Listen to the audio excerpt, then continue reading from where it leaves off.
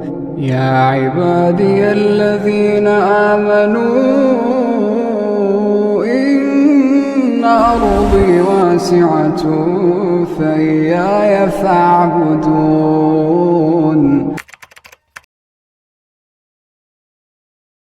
السلام علیکم ورحمۃ اللہ وبرکاتہ۔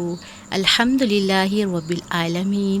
تمام تعریفیں اس اللہ رب العزت کے لیے ہیں جس سے ہمیں ایک اور موقع دیا کہ ہم قرآن پاک کو بہترین انداز میں سیکھ سکیں اور اس کو اپنی زندگی میں شامل کر سکیں۔ آج کا واحد تجوید کورس کا ہمارا ڈے 1 ہے، جس میں ہم سیکھیں گے کہ تجوید کیا ہے، کیونکہ جب بھی ہم کوئی چیز پڑھتے ہیں تو سب سے پہلے سوال یہ آتا ہے کہ ہم اس چیز کو کیوں سیکھ رہے ہیں اور اس کا ہماری زندگی میں کیا مقصد ہے۔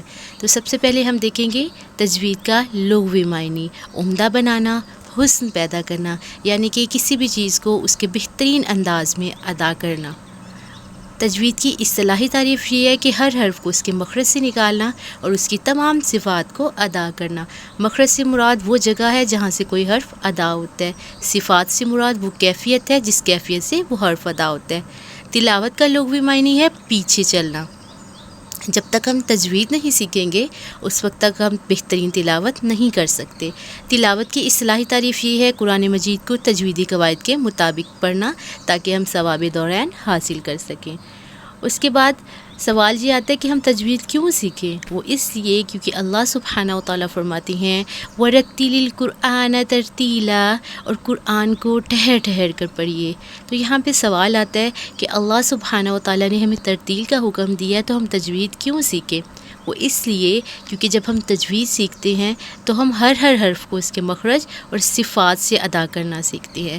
تو مختلف حروف مل کے الفاظ بناتے ہیں، الفاظ مل کے آیات بناتی ہیں، آیات مل کے رکوع مل کے سورہ بناتے ہیں۔ تو اس طرح ہم قرآن پاک کو بہترین ترتیل سے پڑھ سکتے ہیں۔ تو یہاں سے ثابت ہوا کہ ترتیل سے پڑھنے کے لیے تجوید کتنی ضروری ہے۔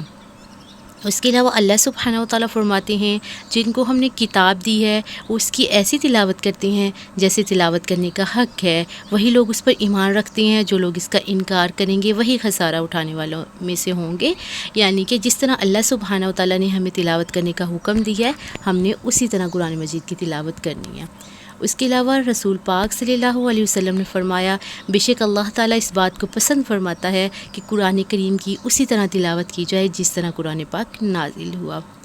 قرآن مجید کی ایک سورت کو ترتیل سے پڑھنا پورے قرآن پاک کو بغیر ترتیل سے پڑھنے کے بہتر ہے۔ اس کے علاوہ ایک اور جگہ پہ آتا ہے کہ قرآن کو اپنی آوازوں سے زینت بخشو۔ نبی پاک صلی اللہ علیہ وسلم نے فرمایا وہ ہم میں سے نہیں جو قرآن کو خوش الحانی سے نہیں پڑھتا۔ یعنی کہ یہاں سے ثابت ہوتا ہے کہ قرآن کو بہترین طریقے سے پڑھنا ہے، اس کے لیے تجوید کو سیکھنا بہت ضروری ہے۔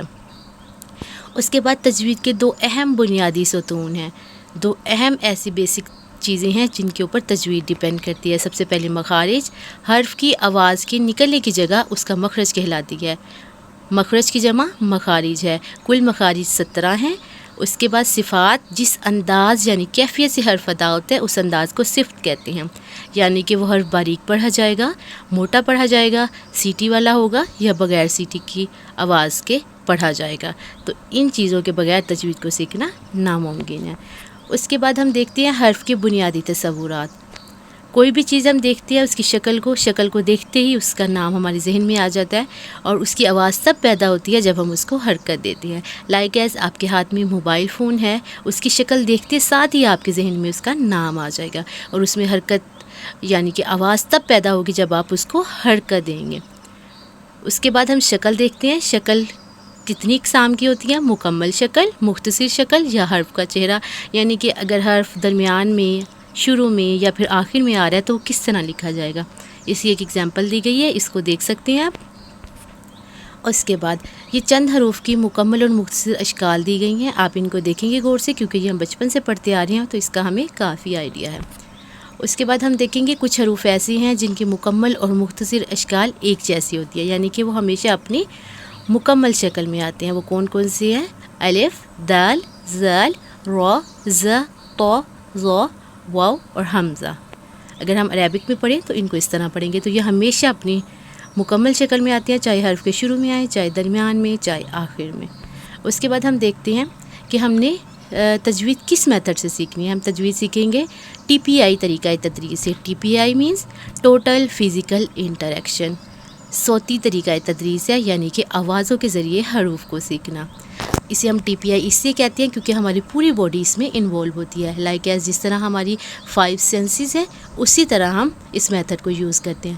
جیسا کہ ہم کسی حرف کو دیکھیں گے، پہلے اسے سوچئے، پھر اسے دیکھیے، پھر اسے سنیے، پھر اسے بولیے، پھر دل سے کیجئے اور پھر بتائیے.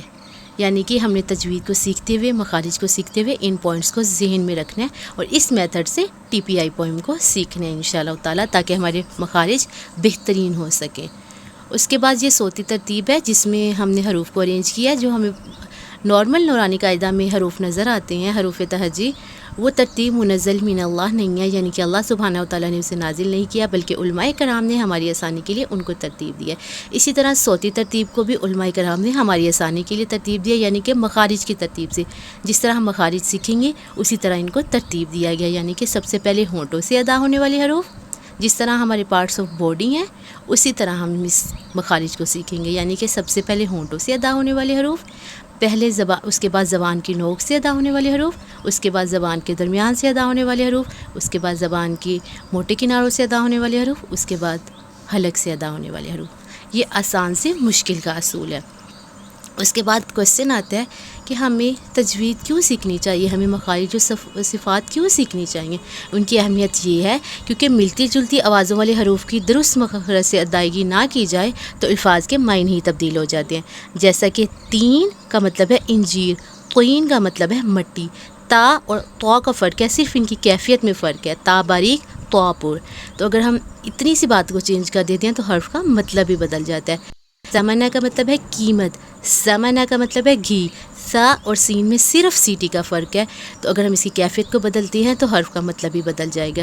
اسمن، اسمن، گناہ اور نام. سا اور سین کے فرق کو دیکھیں، اگر ہم اتنا سا فرق کر دیتے ہیں تو حرف کا مطلب ہی بدل جاتا ہے. اسی طرح صیفہ تلوار، صیفہ موسم گرما. تو یہاں سے ثابت ہوا کہ تجوید کو سیکھنا کتنا ضروری ہے اور مخارج و صفات سیکھنا کتنا ضروری ہے.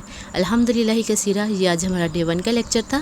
جزاکم اللہ خیرا کثیرہ. السلام علیکم ورحمۃ اللہ وبرکاتہ.